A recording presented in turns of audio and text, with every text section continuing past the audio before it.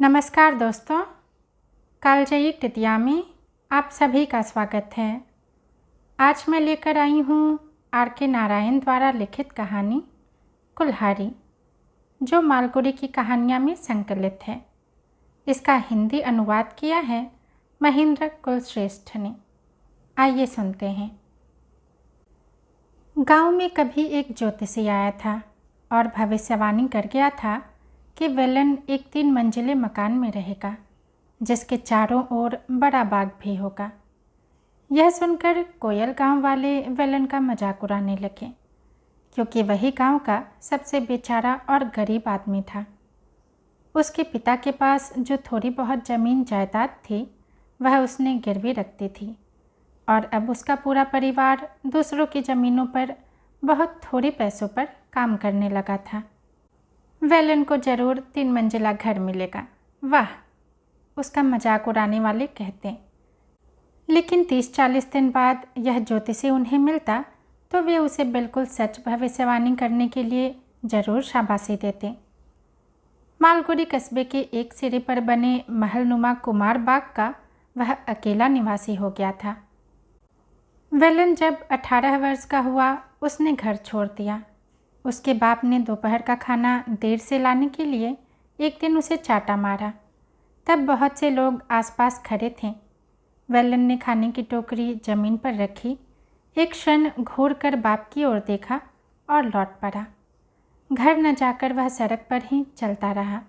तब तक चलता रहा जब तक शहर न पहुंच गया।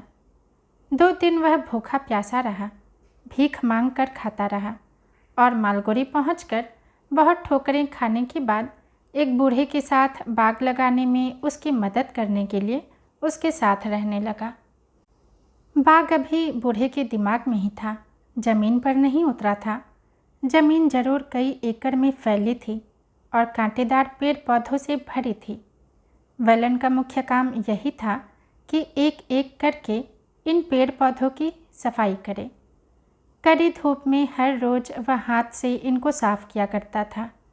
धीरे धीरे जंगल साफ़ हो गया और फुटबॉल के समतल मैदान में बदल गया। उसकी 3 दिशाओं में बाग की सरहद बनाई गई और एक तरफ घर बनाने की योजना बनी। जिस समय आम के पेड़ों में बौर आने शुरू हुए, घर बनाने का काम भी शुरू हो गया।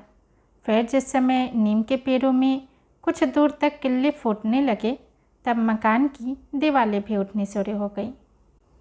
सामने पार्क में तरह तरह के फूल बो दिए गए, जो एक दिन खिलकर चारों ओर लहलहाने लगे। अब वेलन को दीवार बनाने वालों के साथ प्रतियोगिता करनी पड़ गई, क्योंकि मालिक बूढ़ा अचानक बीमार हो गया और वह प्रमुख माली बन गया था। वेलन को अपने पद और दायित्व पर गर्व होने लगा। वह मकान बनाने वालों को काम करते ध्यान से देखता और पौधों को पानी पिलाता हुआ उनसे फुसफुसा कर कहता, बच्चों, अब तेज़ी से बढ़ना शुरू करो। मकान रोज़ बनता जा रहा है। वह अगर हमसे पहले तैयार हो गया तो लोग हम पर हंसेंगे। वह पेड़ों में खाद डालता, जड़ों को हवा देता, डालियों को कतरता और उन्हें रोज़ 2 बार पानी से तर करता। लगता कि वह प्रकृति से खेल रहा है और प्रकृति भी उसके इशारे पर चल रही है। मालिक तथा उसका परिवार जब यहाँ रहने आया तो उसने एक शानदार बाग उनको सुपुर्द कर दिया। घर के ऊपर एक गुंबद भी आसमान में खड़ा था। छज्जे नक्काशीदार लकड़ी से सजे थे।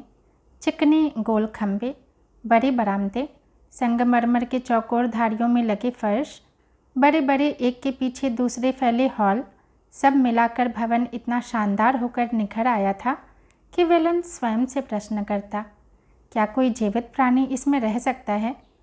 मैं सोचता था कि ऐसे भवन स्वर्ग में ही होते होंगे। जब उसने रसोई और भोजनशाला देखी तो बोला, यहाँ तो पूरा गांव भोजन कर सकता है। ठेकेदार के सहायक ने उसे बताया, हमने तो इससे बहुत ज़्यादा बड़े भवन बनाए हैं, जो 2 लाख में बने हैं। यह मकान तो कुछ भी नहीं है। इसमें तुम्हारे मालिक का ज़्यादा से ज़्यादा 1 लाख लगा होगा। औसत मकान से यह कुछ ही बड़ा है, और क्या। अपनी कोठरी में लौटकर वेलन इस मकान के विस्तार, शोभा और खर्च के बारे में देर तक सोचता रहा। उसका सिर चकराने लगा।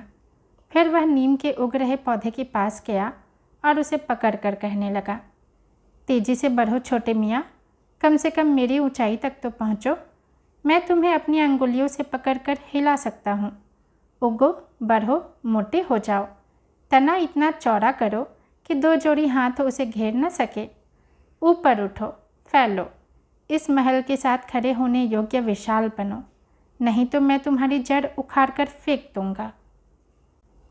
नीम का पेड़ जब इस कल्पना के आसपास पहुंचने लगा तो भवन को एक विशेष गरिमा प्राप्त होने लगी। साल दर साल के गर्मियों और मानसून ने उसके दरवाज़ों और खिड़कियों का रंग रोगन, जो पहले चमकता रहता था, फीका कर दिया था। लकड़ी की कारीगरी टूटने लगी थी और दीवालों का असली रंग उड़कर उनकी जगह तरह तरह के धब्बे और चित्तियाँ उभरने लगी थीं।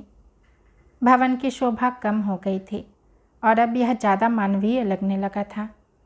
नीम की डालियों में सैकड़ों तोते, मैना और अनेक नामहीन पक्षी रहने लगे थे। उसकी छाया के नीचे मालिक के परपोते और अभी भी युवा पोते खेलते और लड़ते झगड़ते थे। मालिक छड़ी हाथ में लिए घूमता रहता। मालकिन, जो गृह प्रवेश के दिन बड़ी शान बान से मोटी तंदुरुस्त इधर उधर घूमती फिरती थीं, अब सूख कर बुढ़िया हो गई हैं, बाल सफ़ेद पड़ गए हैं और बरामदे में कुर्सी पर बैठी उदास आंखों से पेड़ों को देखती रहती हैं। खुद वेलन भी बहुत कुछ बदल गया है। अब उसे बाग की देखभाल में अपने सहायकों पर निर्भर रहना पड़ता है। उसके माँ बाप, बीवी और 14 में से 8 बच्चे मर चुके हैं। उसने अपनी घरेलू जायदाद वापस ले ली थी, जिसे अब उसके बेटे और दामाद संभालते हैं। वह पोंगल, नववर्ष और दिवाली के दिनों में गांव जाता था और अपने साथ हमेशा एक नाती पोता ले आता था, जो सब उसे बहुत प्यारे लगते थे। वेलन अब पूरी तरह संतुष्ट और प्रसन्न था। जीवन से उसकी और कोई मांग नहीं थी। उसके मालिक का परिवार भी शांतिपूर्ण जीवन बिता रहा था। ऐसा नहीं लगता था कि जीवन की ये खुशियाँ किसी दिन खत्म हो जाएंगी।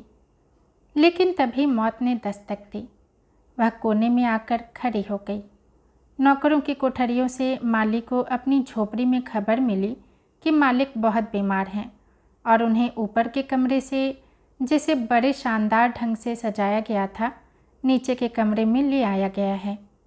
डॉक्टर और परिचित लगातार आ जा रहे हैं और वेलन को अब फूल तोड़ने वालों से ज़्यादा सावधान रहना पड़ता था। एक रात उसे जगाकर बताया गया कि मालिक चल बसे हैं। उसे एकदम ख्याल आया, अब मेरा और मेरे बच्चों का क्या होगा? बेटे तो अच्छे नहीं हैं। उसका डर गलत भी नहीं था। बेटे सचमुच अच्छे नहीं थे। वे इस घर में 1 साल और रहे, आपस में लड़े झगड़े और दूसरे घर में रहने चले गए। साल भर बाद एक और परिवार किराए पर रहने आ गया। वेलन को देखते ही उन्होंने कहा, बुढ़े माली, हमारे साथ कोई चालबाजी मत करना। हम जानते हैं तुम लोग कैसे होते हो। ठीक से नहीं रहोगे तो निकाल दिए जाओगे। वेलन की जिंदगी असह्य होने लगी। इन लोगों को बगीचे का शौक नहीं था। वे फूलों की क्यारियों पर चलते, बच्चे पेड़ों पर चढ़कर कच्चे फल तोड़ते रहते और बगीचे की पगडंडियों पर गड्ढे खोदते थे। वेलन को इन्हें मना करने का साहस नहीं होता था। वे उसे बाहर दूसरे काम धंधों पर भेजते, गाय धुलवाते, हुक्म चलाते और बाग का काम कैसे किया जाता है इस पर भाषण देते। उसे अब इस काम से चिढ़ हो गई और वह सोचने लगा कि नौकरी छोड़कर गांव चला जाए। लेकिन यह विचार ही उसके लिए असह्य था। वह अपने पेड़ पौधों के बिना नहीं रह सकता था।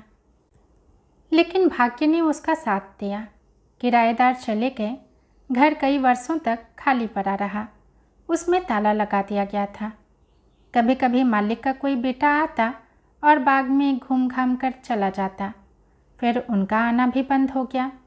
वे मकान की चाबी वेलन को ही दे गए। कभी कभी कोई किराएदार आता, मकान खुलवा कर देखता और यह कहकर चला जाता कि यह तो काफ़ी टूट फूट चुका है। दीवालों का पलस्तर झड़ रहा है। दरवाज़ों और खिड़कियों का रंग रोगन बिल्कुल उतर चुका है। एक आध टुकड़ा ही कहीं कहीं रह गया है, दीमक ने अलमारियां खा डाली हैं। 1 साल बाद दूसरा किराएदार आया, फिर तीसरा, फिर चौथा। कुछ महीने से ज़्यादा यहाँ कोई नहीं रहा। फिर इसके बारे में लोग कहते कि यह मकान तो भुतहा है। मालिकों ने भी देखने के लिए आना बंद कर दिया। वेलन अब पूरी तरह इसका मालिक हो चुका था। चाबियाँ उसके पास ही रहती थीं। वह बूढ़ा भी हो रहा था। यद्यपि वह अपने काम में लगा रहता, रास्तों पर घास उगाई थी। सामने के बाग में फूलों के पौधों के इर्द गिर्द कांटे की झाड़ियाँ उगाई थीं। फलों के पेड़ जरूर नियम से फलों की बौछार करते रहते थे। इसलिए मालिकों ने फलों का बाग 3 साल की लीज पर किसी को दे दिया। अब वेलन बहुत वृद्ध हो गया था। उसकी झोपड़ी में छेद हो गए थे और उनमें नया पुआल भरने की उसमें शक्ति नहीं रही थी। इसलिए वह उसे छोड़कर मकान के सामने वाले बरामदे में रहने लगा। बरामदा काफ़ी बड़ा था और फर्श पर संगमरमर लगी हुई थी। बूढ़ा यहाँ क्यों नहीं रह सकता था? चूहे चमगादड़ों से तो यहाँ रहने का उसे ज़्यादा अधिकार था। साल में 1 आध बार कभी मूड होता तो वह कमरे खोल खोल कर उनकी सफाई धुलाई करता। फिर उसने यह करना भी छोड़ दिया। इन बातों की चिंता करने के लिए वह बहुत बूढ़ा हो चुका था। साल गुजरते गए, कोई परिवर्तन नहीं हुआ। मकान को भूत बंगला कहा जाने लगा और लोग इसके पास फटकने से भी बचने लगे। वेलन को इस स्थिति से कोई शिकायत नहीं थी। उसके लिए यही ठीक था। 3-4 महीने बाद वह अपने बेटे को शहर भेजता कि मालिकों से तनख्वाह ले आए। यह इस प्रकार अनंत काल तक चलता रह सकता था। लेकिन एक दिन एक कार फाटक पर आकर रुकी और उसने हॉर्न बजाया। वेलन चाबियां लेकर वहां पहुंचा। तुम्हारे पास चाबियां हैं? फाटक खोलो।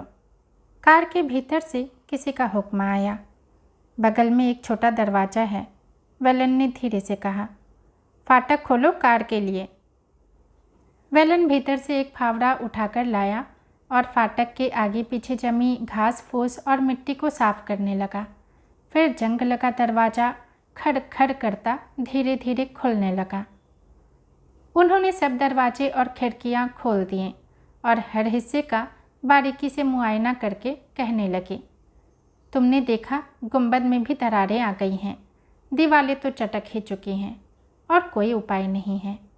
अगर हम चीज़ों को ध्यान से तोड़े तो कुछ सामग्री को बाद में इस्तेमाल किया जा सकता है, लेकिन मुझे लगता है कि लकड़ी की चीज़ें भी भीतर से पोली पड़ चुकी हैं। ईश्वर ही जानता है कि किस पागलपन के तहत पुराने लोग ऐसे मकान बनाते थे।